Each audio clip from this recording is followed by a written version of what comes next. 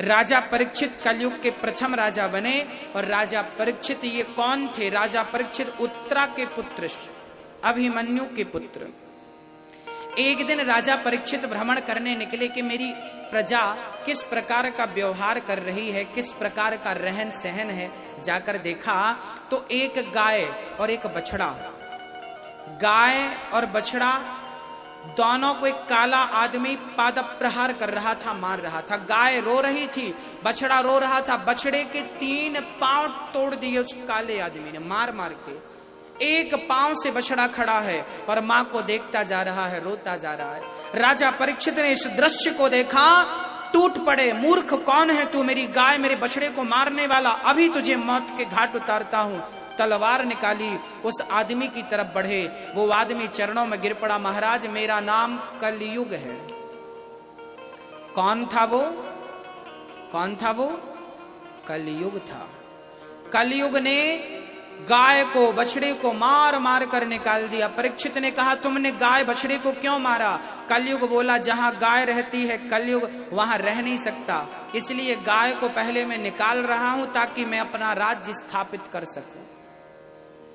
याद रखना मेरी माँ, पहले के लोग गाय पालते थे, जहां गाय होती थी वहां गोविंद होते थे। हाँ, जहां गाय का गोबर होता था वहां बहुत सारी बीमारियां नहीं होती थी पहले। अच्छा, आज के 50 साल पहले इतने हॉस्पिटल कहां थे, इतने डॉक्टर कहां थे? क्यों नहीं थे? क्योंकि इतनी बीमारियां नहीं थी, क्योंकि घर घर गाय हुआ करती थी, गोबर की खुशबू हुआ करती थी। उससे क्या होता था, जहां गाय और गोबर होता है ना वहां पर बीमारियां, टीबी जैसी बीमारियां हो तो गाय के गौशाला में सोना शुरू कर दीजिए, 15 दिन के अंदर टीबी समाप्त हो जाएगी। डॉक्टरों ने बड़े रिसर्च किए हैं, गाय के गोबर में, गाय के मूत्र में पंचगव्य की बड़ी महिमाएं हैं। आपको पता है कि नहीं, मुझे नहीं पता। पहले गाय पालते थे, जहां गाय होती थी वहां व्यभिचार नहीं होता था, वहां शराब नहीं होती थी। अच्छा, पहले के जमाने में, आज के 20, 25, 50 साल पहले क्या इतनी शराब लोग पीते थे? हाँ ना बोलो, नहीं पीते थे, क्योंकि पहले गाय का दूध पीने की आदत थी, छाछ पीने की आदत थी। अब गाय नहीं है, दूध नहीं है, छाछ नहीं है तो शराब पीते हैं। पहले गाय पालने का फैशन था, आजकल कुत्ते पालने का फैशन है। मैडम कुत्ते की टट्टी साफ करती है, शर्म नहीं आती। गाय का गोबर उठाने में इनको हाथ खराब होते हैं। और कुत्ता, बड़ी बड़ी मैडम कुत्ते को घुमाने ले जाते हैं। यही तो कलयुग है। गाय को निकाल रहा है कलयुग, निकालो, और कुत्ते को घर में पाल रहे हैं लोग। इनकी बुद्धियां भ्रष्ट हो चुकी हैं। आजकल तो कुत्ते बड़ी बड़ी गाड़ी में घूम रहे हैं, और आप लोग और हम लोग क्या बिस्किट खाते होंगे जो कुत्ते खा रहे हैं? हम लोग, आप लोग क्या कपड़े पहन रहे होंगे जो कुत्ते पहन रहे हैं? बड़े ठाठ हैं। एक सज्जन बोले गुरुजी हमारा कुत्ता बड़ा ईमानदार है। हमने कहा तुम्हारे दादाजी ही तो हैं, ईमानदार क्यों नहीं रहेंगे? अरे हमारे दादाजी। हमने कहा हाँ, तुम्हारे दादाजी जब मरे थे ना तो घर का चिंतन करते करते मरे थे। घर का क्या होगा, घर का क्या होगा, घर का क्या होगा, घर का क्या होगा। भगवान ने कहा अच्छा तुम घर का चिंतन करते करते मर रहे हो, घर का कुत्ता बना के भेज दिया, अब ताकते रहो घर को। गाय की सेवा करने की परंपरा रही है। कहते हैं गाय का खुर, गाय के चरण जहां पड़ते हैं वो घर पवित्र हो जाता है। जब नया घर आप बनाते हैं ना तो पंडित जी गृह प्रवेश कराते हैं। कहते हैं गृह प्रवेश में सबसे पहला प्रवेश गाय का होता है। जिस घर में, नए घर में गाय का प्रवेश होता है वो घर रहने के योग्य होता है, वो घर शुद्ध होता है। और जिस घर में गाय ने अपने चरण नहीं रखे वो घर रहने के लायक नहीं है, वो भले सोने चांदी का क्यों ना हो।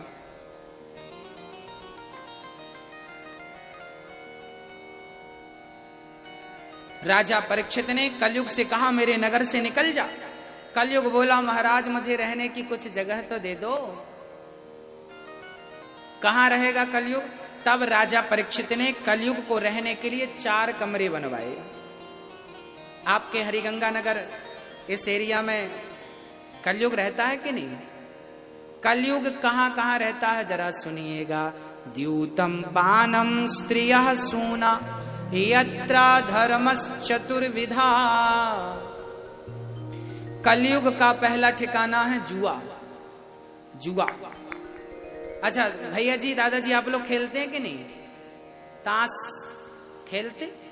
आजकल मोबाइल पे लोग ताश खेलते। सुधरने वाले नहीं है।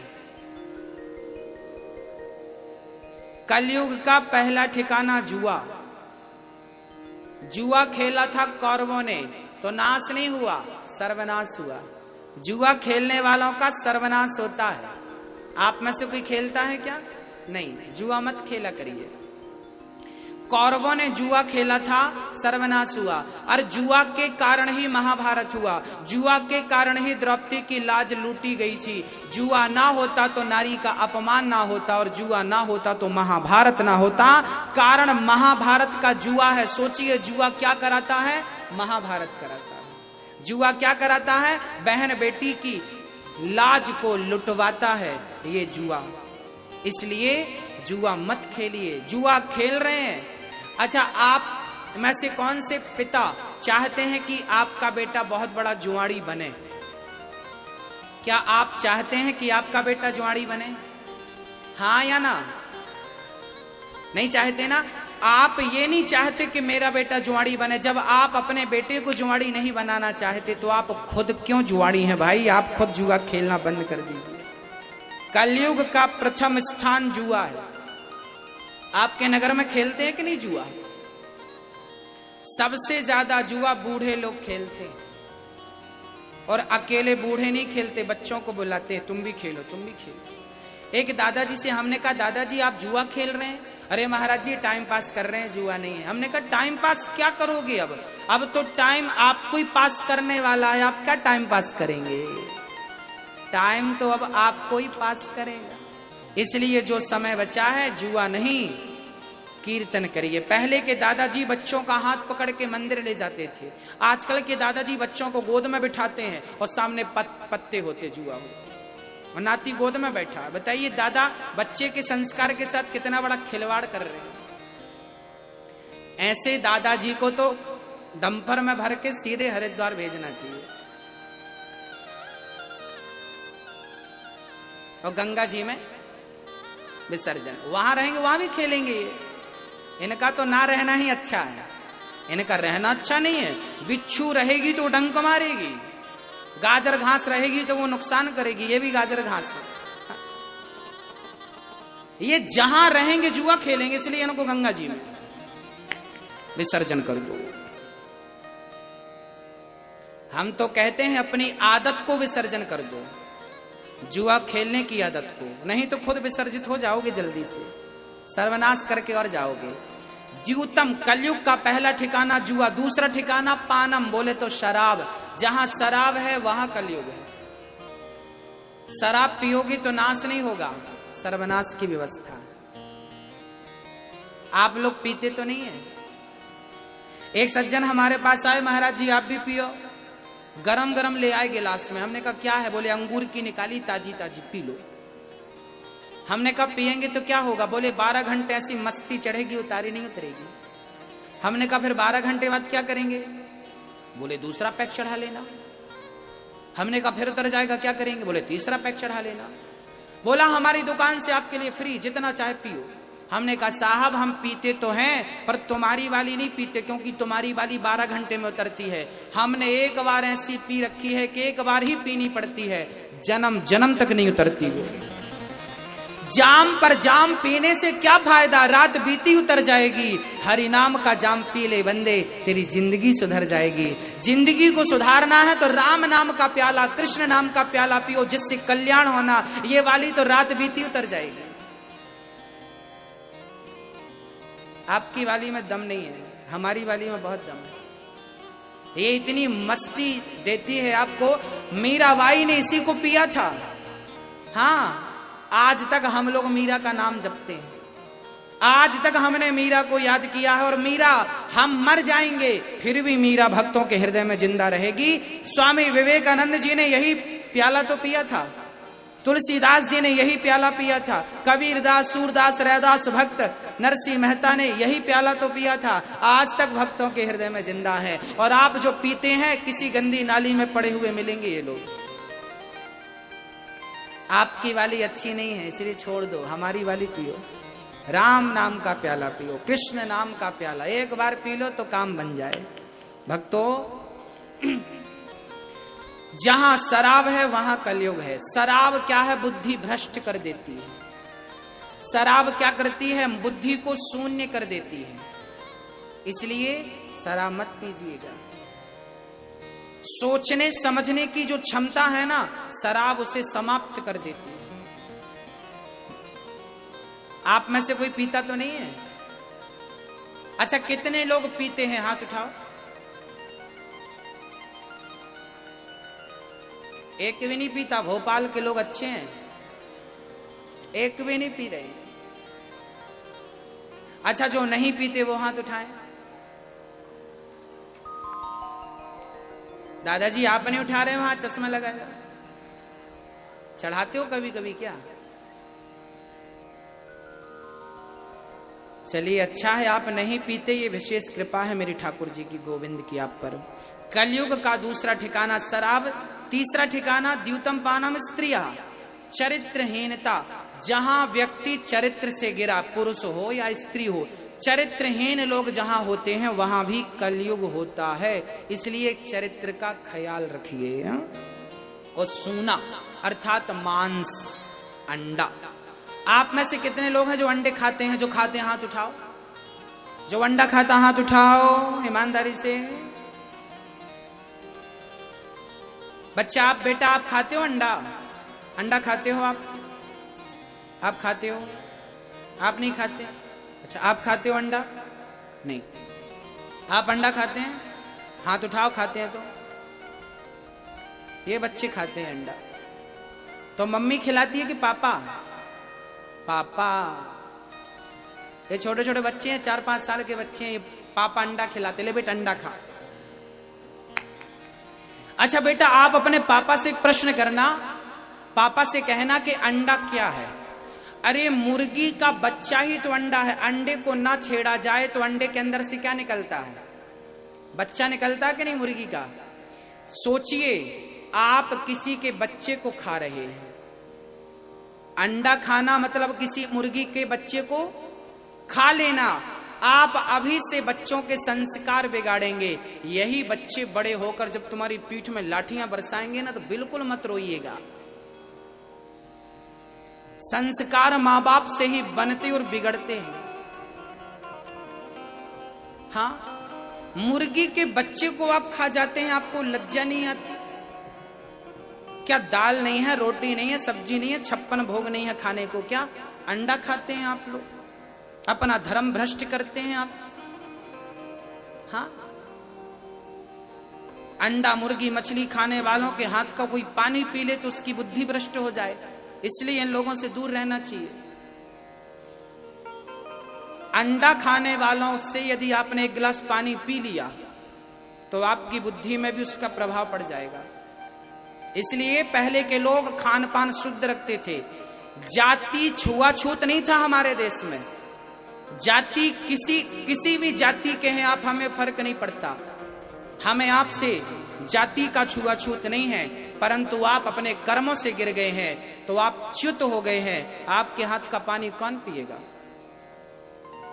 आप भले जाति के ब्राह्मण हैं, परंतु आप गलत कर रहे हैं तो आपके हाथ का कोई पानी पिएगा तो उसकी बुद्धि भ्रष्ट हो जाएगी। जाति के क्षत्रिय हैं, यदि आप अपने धर्म से गिर गए हैं तो आपके हाथ का कोई पानी पिएगा तो उसकी बुद्धि भ्रष्ट हो जाएगी। आप जाति के वैश्य हैं, आपके हाथ का कोई पानी पिएगा तो उसकी बुद्धि भ्रष्ट हो जाएगी। आप जाति के शूद्र हैं, आपके हाथ का कोई पानी पिएगा तो क्या होगा? यदि आप अपने धर्म से च्युत हो गए हैं तो आप अपवित्र हैं, और यदि आप अपने धर्म में अडिग हैं तो सबरी शूद्र जाति की थी, उस सबरी के जूठे बेर भगवान ने खाए, क्योंकि वो धर्म परायण स्त्री थी। यदि आप धर्म से जुड़े हैं, सत्कर्म से जुड़े हैं, सत्संग से जुड़े हैं, खान पान आपका अच्छा है, व्यवहार संस्कार अच्छे हैं, तो आपके हाथ का भोजन कर लेना चाहिए। और यदि आप अपने धर्म से गिर गए हैं तो आपके हाथ का पानी भी नुकसानदायक है। बस ये समझिए। हाँ, इसलिए अपने धर्म की रक्षा आपको ही करनी पड़ेगी।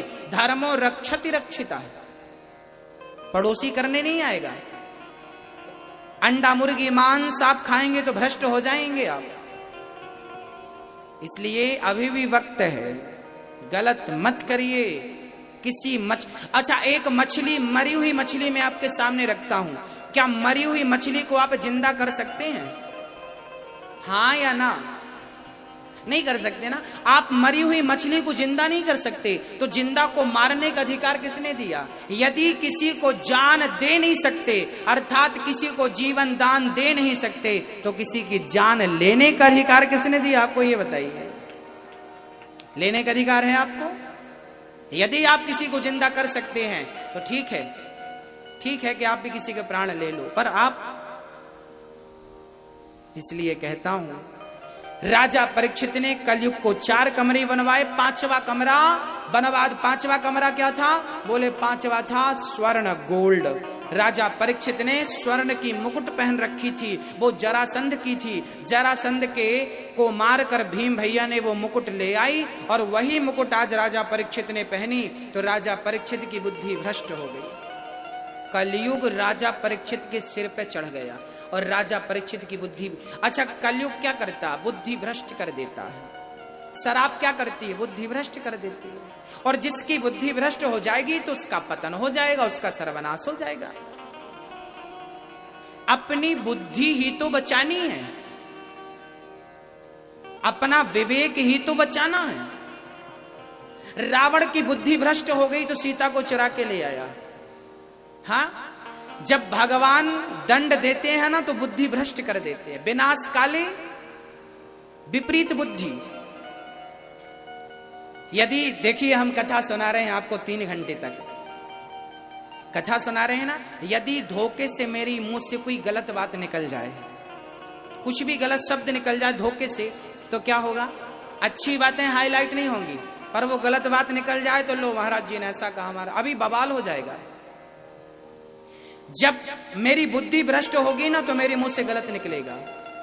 जब तक मेरी बुद्धि में भगवान का वास है तब तक मेरी वाणी से भगवान की चर्चा निकल रही है, और जब मेरी बुद्धि में कलयुग का वास हो जाएगा तो मेरी वाणी से गलत गलत निकलेगा। बस मेरी मां, जिनकी बुद्धि भ्रष्ट हो चुकी है वही गलत बातें करते हैं, इनकी बुद्धि में कलयुग आके बैठा है।